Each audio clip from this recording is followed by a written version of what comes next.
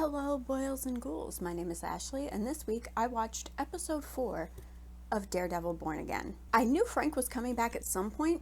Wasn't expecting him to bring an emotional gut punch with him. Thanks, Frank.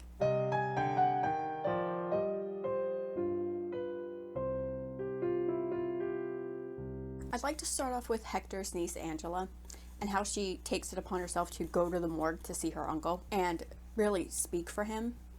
Like, that's a good kid. And I think she said what we all were thinking. Matt kept him out of jail. Fat lot of good it did. Because even she suspects it's the dirty cops. Which it probably is. And of course, you know, Matt, he comes back with the appropriate answer of, oh, well, we don't know that. Yes, we do. The kid knows it. Matt knows it. We as the viewers know it. Even later in the episode, he stops Powell and basically implies, you had something to do with this. I know you did. But, you know, I kind of want to see Angela, like, become the Inigo Montoya of this show, you know?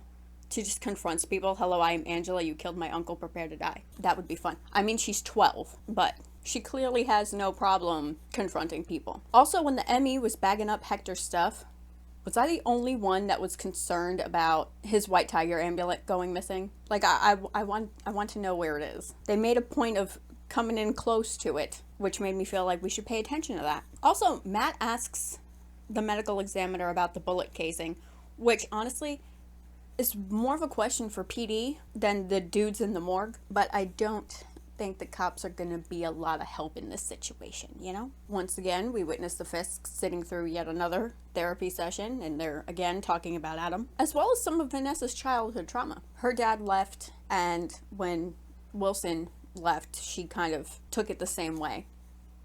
Understandable. But the end of the session results in Heather feeling like she needs to ask Vanessa if she feels safe in her marriage. Which of course she says yes. But honestly, is anyone ever safe around Wilson Fisk? We do get to see him suffering a little bit though in this episode. It's quite fun for me. Part of his mayoral duties were to go to a middle school and listen to the kids sing a rendition of We Built This City. I thought it was adorable. Was it good? No.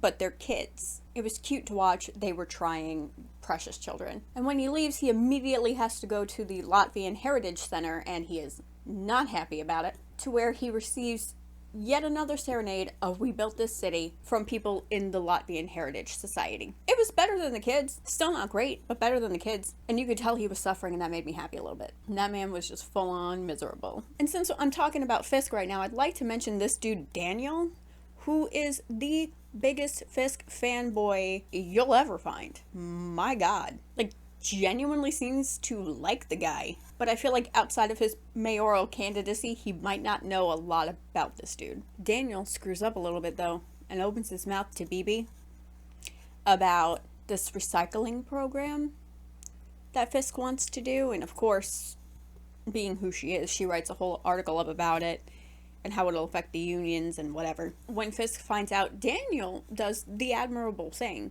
and admits he made a mistake, which is very grown up of him. You know, owning his mistakes and taking responsibility for what he's done. And manages to keep his job, with the caveat that if he ever does it again, it'll be the last thing he ever does. I hope he knows to take Fisk seriously on that, because if he pisses Fisk off again, he will disappear in a hot second. Matt's got himself a new case to work on, and honestly, the whole thing's a little weird to me. The guy, his name is Leroy, was arrested and accused of stealing boxes of fiddle faddle. That's the first weird thing about this, because I didn't even know they still made fiddle faddle. I haven't heard that name in decades. The second weird thing is that Leroy claims he paid for it last week, but I don't know about you. I've never heard of a convenience store letting you do layaway. I'm pretty sure the character of Leroy is just here to show Matt the flaws in the system that he is now wanting to let handle things, as he has stepped away from daredeviling. Just like Hector's situation is also highlighting corruption in law enforcement, Leroy is showing issues with the punishment side of things. Even Frank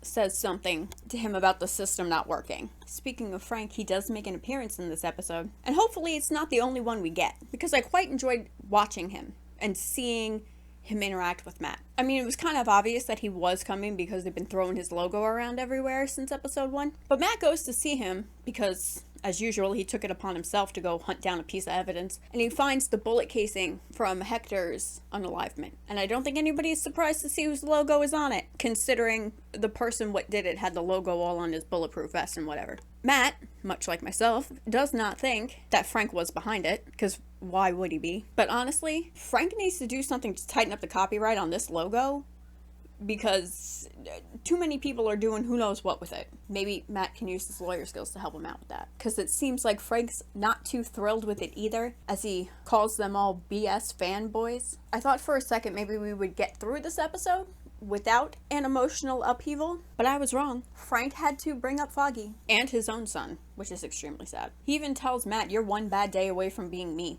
And we kind of saw it in episode 1 when he's chucking Bullseye off the roof, which is probably why he took a step back in the first place. But when they're talking about it, and Matt tells Frank that Dex got life, he turns around and says, "Did Foggy get life?" And I damn near almost cried. Frank's not wrong, y'all. Because even though he got sentenced to life, I have a feeling that wasn't the last we'll see of Bullseye. Like bro's gonna find a way out of there, and I'm not talking about parole.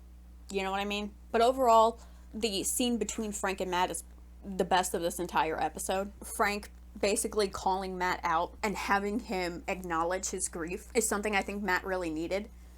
Because I realized as they were talking that I don't think anybody has said Foggy's name on the show since like episode 2. And you know, if it just sits there and Matt doesn't get it out or express himself or acknowledge it in any way, it's just gonna fester, and that is not going to end well for him. Speaking of things not ending well for people, we get a couple of short glimpses of Muse this episode, abducting people and siphoning their blood from them, which is effing disgusting. So I'm sure we're going to be dealing with that soon. Frank, if I remember correctly, had like a lot of papers up on the wall.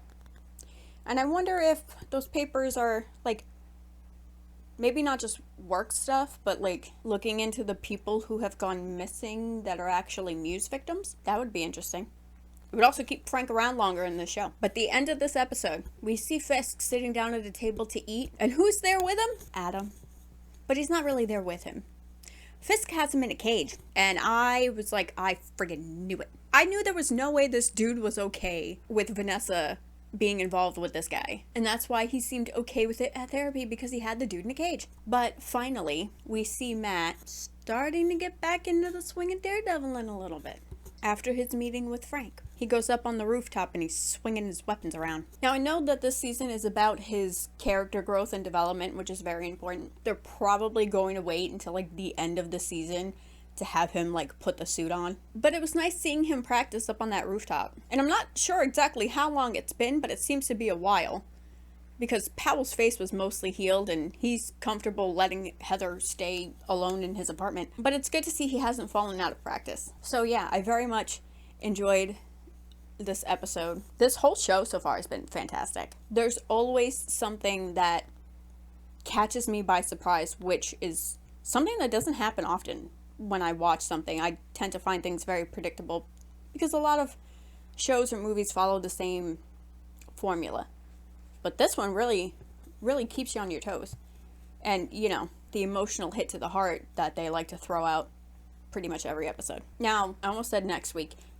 This video is coming out on a Monday. So, tomorrow, on Tuesday, apparently, we get 2 episodes.